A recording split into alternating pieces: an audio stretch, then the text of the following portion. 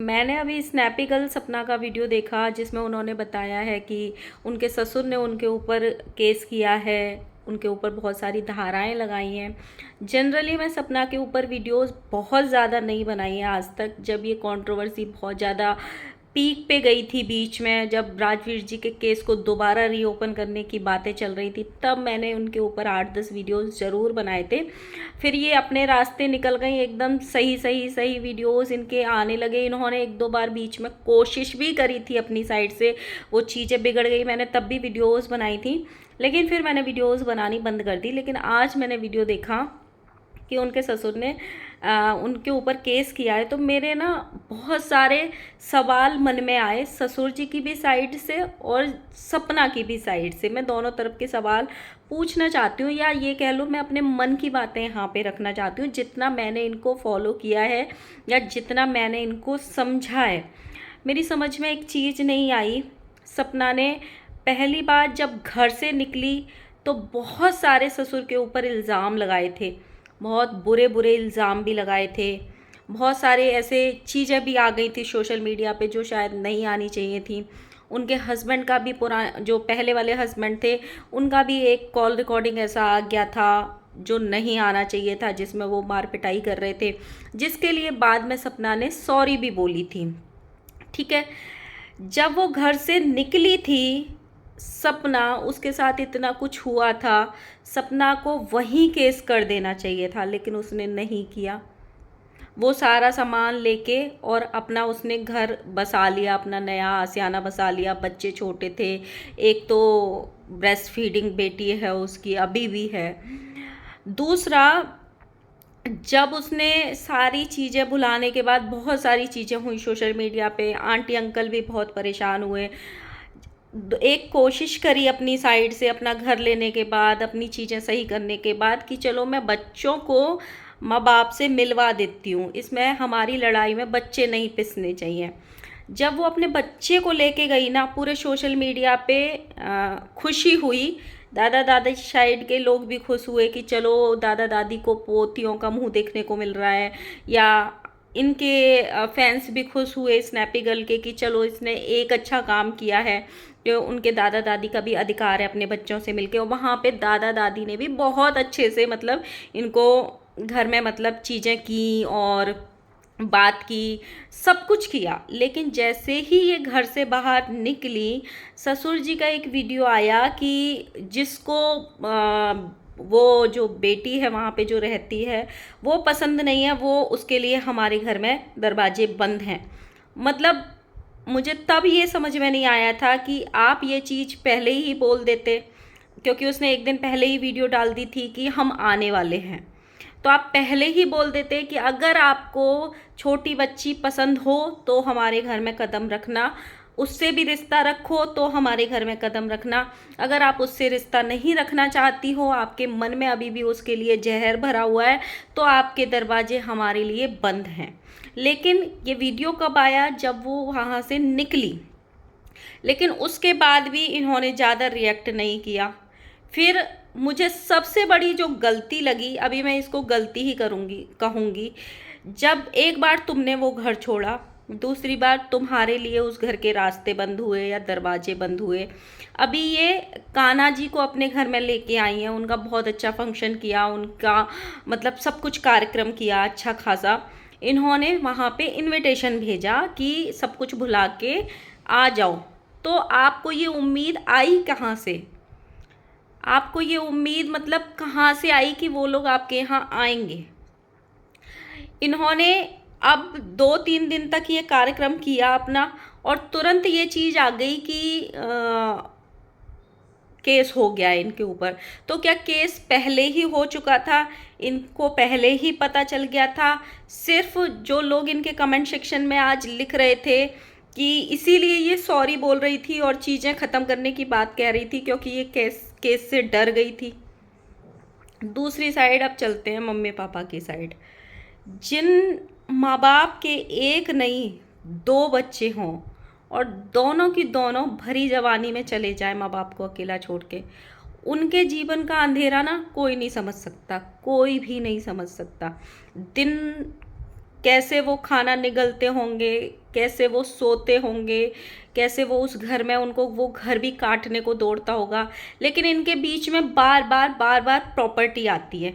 एक तरफ ये बोलती हैं कि मैंने प्रॉपर्टी छोड़ दी, दूसरी तरफ अंकल बोलते हैं मुझे क्या करना है इस प्रॉपर्टी का, जब बच्चियां बड़ी हो जाएंगी तो उन्हीं की हैं।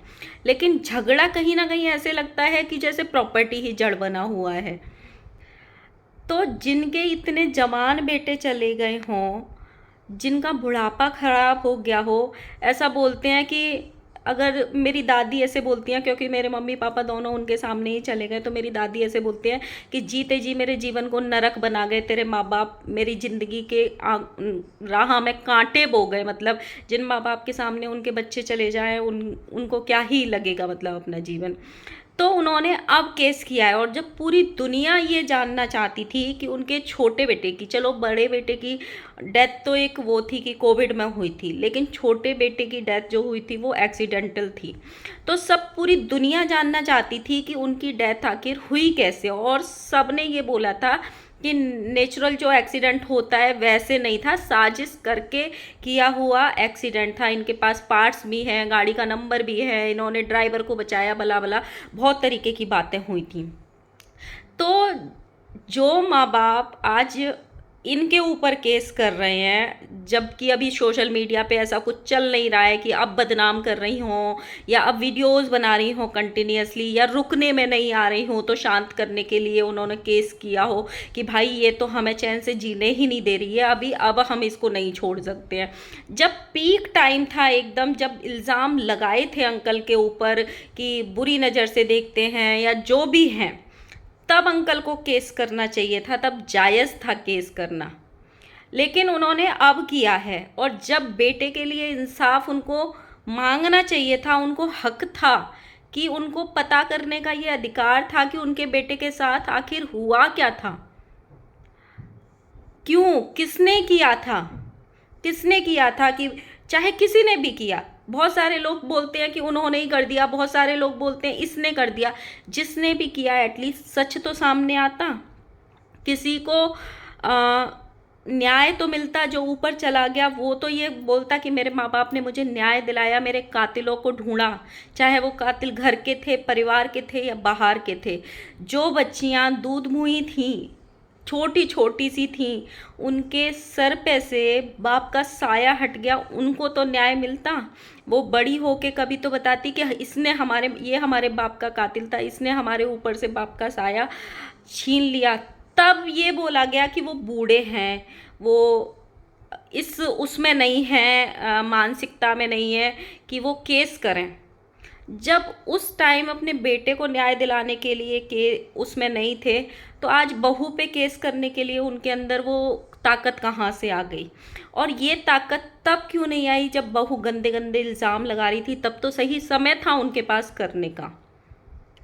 मुझे बहुत बार ना समझ में नहीं आता है, ना स्नैपी गर्ल का समझ में आता है, ना ही उधर अंकल आंटी का समझ में आता है कि उनका जो बार बार ये बोलते हैं कि सब मेरी छोटी बच्चियों का है, बेटे की बच्चियों का है, उनका जो प्यार है बच्चियों के लिए वो किस तरीके का है, मुझे सच में समझ में नहीं आता। और क्या सोशल मीडिया पे अपने घर की हर चीज़ ला देना इतना ज़रूरी होता है? क्योंकि तुम शायद उन चीज़ों को भूल जाओगे, जनता नहीं भूलती है। सपना ने जो वीडियो डाला था सूरज भैया का, आज तक ऑडियंस नहीं भूली उस वीडियो को। उसने उसके लिए माफ़ी भी मांगी, लेकिन आज फिर क्या हुआ, आज सपना ने अपने मुंह से फिर ये बोला कि वो वीडियो सच था, मैंने जो जो भी बातें बोली थी, जो जो भी इल्ज़ाम लगाए थे किसी पर भी, वो मैंने झूठ नहीं बोले थे। तो बीच में आप क्यों मुकरे? इसीलिए ये ऑडियंस ना बिन पैदी का लोटा बन जाती है कि कभी तुम अपना कौन सा रूप दिखा दो, कभी कौन सा रूप दिखा दो, कुछ भरोसा नहीं है।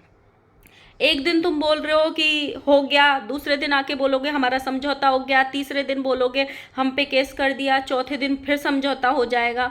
तो भाई कुछ मुद्दे तो ऐसे होते हैं जो घर में सुलटाए जा सकते हैं। अपने रिश्तेदारों को बिठा के, रिश्तेदार नहीं बैठ रहे हैं तो पुलिस का सहारा लो, पुलिस के साथ आप समझौता करो बिठा के। पुलिस में गांव की पंचायत होती है, गांव की पंचायत बिठा के समझौते करो। आज ये चीज़ें सोशल मीडिया पे आ रही हैं, फिर और चीज़ें सोशल मीडिया पे आएंगी और ज़्यादा। जैसे जैसे चीज़ें आती हैं ना, जब भी कोई और इनके घर के आसपास का, जैसे सबसे ज़्यादा अगर मुझे इनके केस में कोई बुरा लगता है, सबसे ज़्यादा अगर कोई बुरा लगता है तो वो है पड़ोसी। भाई तू 3 महीना तेरे में, उसका क्या अधिकार है इनके ऊपर वीडियोस बनाने का, इनके सीसीटीवी के वीडियोस लीक करने का या कुछ भी लीक करने का। उस घर में ऑलरेडी एक ब्लॉगर रहती है, छोटी बच्ची, उसको अधिकार है क्योंकि वो बचपन से वहाँ रही है, उनका साथ दिया है, उनके साथ रहती है, तो उसको अधिकार है ब्लॉगिंग में अपनी बात रखने का, आंटी अंकल की बात रखने का। लेकिन वो पड़ोसी जो इतने बड़ी गंदे गंदे शब्द बोलता है, कुछ भी बोल देता है, जब मतलब चीज़ें होती हैं कुछ भी वो बोल देता है, तो उसको ये जो अधिकार दे रखा है वो सबसे गलत दे रखा है मेरी नज़र में। और जो अभी केस ये किया है, मुझे सच में समझ में नहीं आया कि किस चीज़ के लिए केस किया है। जब इनका टाइम था, यानी सपना का टाइम था केस करने का, सपना ने भी केस नहीं किया। वो चाहती तो अपना अधिकार मांग सकती थी घर से निकलते ही, और मिलता भी उसको अधिकार। हर पत्नी का अधिकार होता है अपना के वो अधिकार मांगने का। अपनी बच्चियों का अधिकार मांग सकती थी अगर चाहती तो, वो भी उसने नहीं किया। एक वीडियो रिकॉर्डिंग हमने, ऑडियो रिकॉर्डिंग हमने सुनी थी जिसमें किसी मथुरा वाले मकान की बात हो रही थी, जिसमें सिर्फ उसने जो खुद के पैसे दिए थे वो मांग रही थी कि बाकी का तुम ले लो, या तो इसको मैं तुमको पैसे दे दूंगी, तुम मेरे नाम कर दो, या तुम मुझे उतने पैसे दे दो जितने मैंने लगाए हैं वो कर देंगे। इन लोगों ने उसका भी हिसाब नहीं किया आज तक बैठ के। फिर हमने एक ज्वेलरी वाली वो देखी थी ऑडियो रिकॉर्डिंग, जिसमें वो ये बोल रही थी कि मेरे हस्बैंड ने जो मेरे को गिफ्ट में एक गले का सेट दिया था उसको दे दो। उसको भी अंकल ने ये बोल दिया कि वो तेरा कोई अधिकार नहीं है। बट उस ऑडियो में मुझे सच में ये समझ में नहीं आया कि हस्बैंड जो अपनी वाइफ को गिफ्ट देता है, क्या सच में उसकी बीवी का उस पर अधिकार नहीं होता है? क्या सच में वो मांग नहीं सकती है कि ये मेरे हस्बैंड ने मुझे प्यार से दिया है, ये मेरा है? तो कुछ चीज़ें ना दोनों तरफ से गलत हैं। इनको ये चीज़ें सोशल मीडिया पे सॉल्व, अगर ये सोशल मीडिया पे ही मुद्दा रहा ना, अभी फिर से राजवीर जी के केस की रीओपन होने की बात उठेंगी, फिर से वही चीज़ें चलेंगी, 5-6 साल पुरानी चीज़ें, फिर से वही गंद मचेगी। कोई कुछ बोलेगा, कोई कुछ बोलेगा, कोई कुछ बोलेगा। ये चीज़ें सोशल मीडिया पे सॉल्व होने वाली हैं ही नहीं। ये जो केस हुआ है ना, इसका भी कुछ होना जाना नहीं है। क्यों? जब हमारे देश में इतनी दरिंदगी हो गई हो एक बेटी के साथ में, जब उसका कुछ नहीं हुआ, उसके रेपिस्ट खुलेआम घूम रहे हैं हमारे देश में, उस केस तक को मोड़ दिया गया किसी और दिशा में, तो ऐसे तो केस रोज लाखों होते हैं, रोज लाखों होते हैं। सिर्फ पैसा बर्बाद करने वाली चीज़ें होती हैं, सिर्फ अपना टाइम बर्बाद करने वाली चीज़ होती हैं, सिर्फ अपना मानसिक संतुलन खराब करने वाली चीज़ होती हैं, अपने आप को मानसिक प्रताड़ना देने की चीज़ होती हैं ये कोर्ट कचहरी। और इन सब में सबसे ज़्यादा अगर चीज़ें बर्बाद होती है वो है आपकी मानसिक शांति, आपका पैसा, आपका समय। एक एक वकील आपको इतने इतने पैसे मांगता है और ऐसे पागल बना के निकल जाता है, और सालों साल उसका हिसाब नहीं होता। मेरी बुआ की एक शॉप थी, मैं एक एग्जांपल बताती हूँ। मेरी बुआ की एक शॉप थी, जिंदगी भर मेरी बुआ ने उस शॉप पे बैठी थी, कमाई करी थी, फिर वो किसी झगड़े में पड़ गई वो शॉप।